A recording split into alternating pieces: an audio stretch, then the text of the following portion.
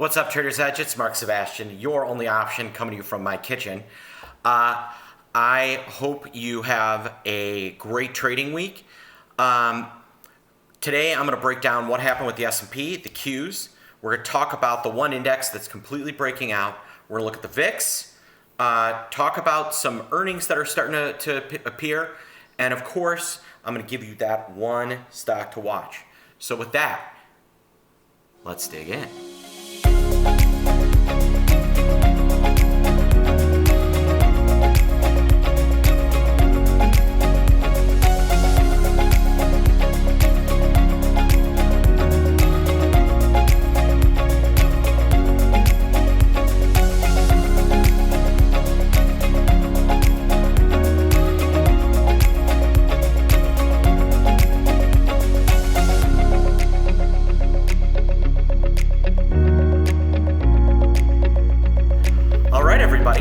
So on the week, it was not exactly the most exciting week as a whole. Maybe seems like it.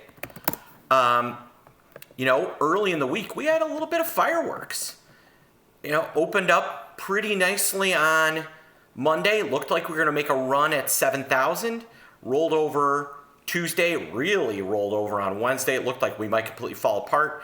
Only to kind of have a slightly up day on Thursday and a slightly down day on Friday. All in all, we gave away 25 points, so kind of a nothing burger for the market. Q's a little worse than the S&P.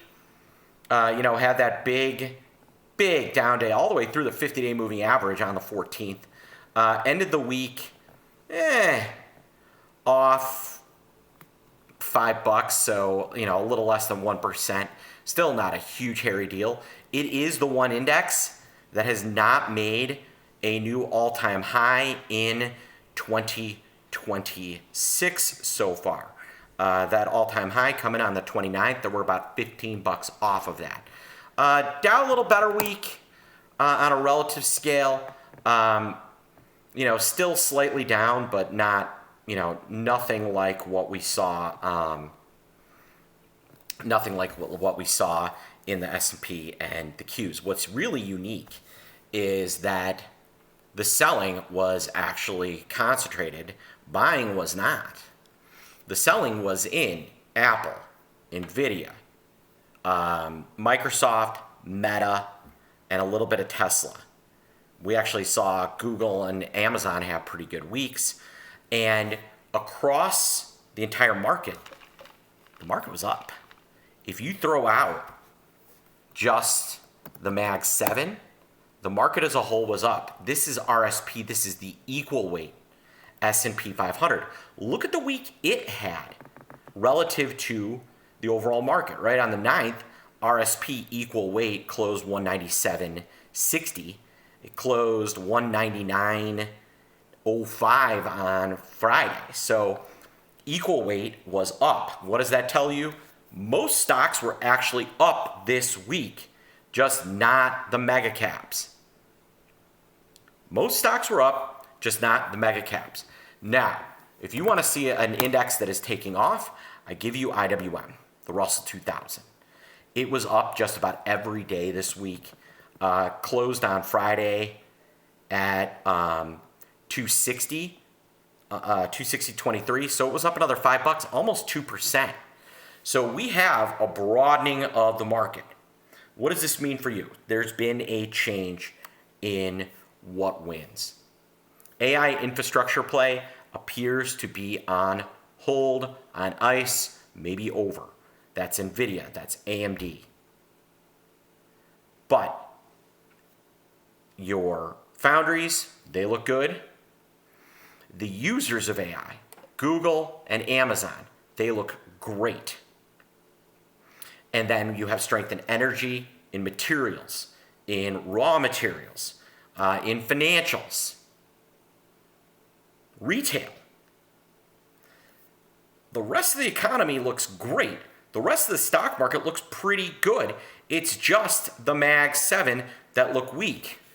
And I'll tell you, one to keep an eye on is Apple. They did themselves a massive and I mean massive disservice, outsourcing AI. Google's going to make money hand over fist from Apple. Yes, Google's paying Apple to be on their search. Why is Google paying that? Because they're making way more than they are paying. I don't understand Apple's decision making other than complete lack of vision.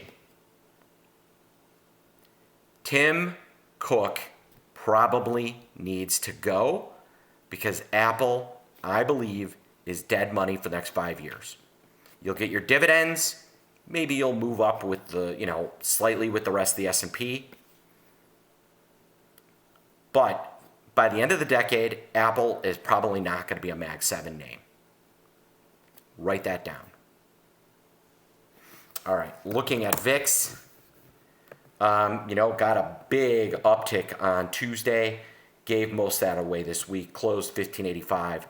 I believe VIX is in a cyclical downturn, and when you've got a broadening economy, broadening stock market, that's going to reduce volatility. And I believe you're going to see volatility continue to decline. Look for a VIX maybe into the 12s by the end of the first quarter. That is how badly I think VIX is going to take it on the chin. Finally, let's give you that one stock to watch next week. We got through earnings. JP Morgan got kneecapped and then had a pretty nice recovery. Goldman, kind of the opposite, had a big pop and then gave some of that away. Banking as a whole looks fine. And next week we start earnings season in detail. The one earnings I'm really watching, you heard me talking about materials, Alcoa. Got as high as $66. It's now back below 60. This one touches the 21-day moving average. I may want to play. I think next week they're going to report some stellar earnings. They're making a lot of money on their aluminium, as the British would say. So keep an eye on Alcoa. That is going to be your insight into whether materials are for real. All right, folks. Hannah and I are going live this Wednesday. We're talking about big money and how money flows can create huge profit opportunities. You're not going to want to miss it. Wait till you see what I have done and figured out. You can register for it here, or if you're watching me on YouTube, please like, subscribe, leave a question or comment, and I will be happy to discuss. I'm Mark Sebastian. I am your only option. I hope you have a great weekend, and I'll see you guys on Tuesday.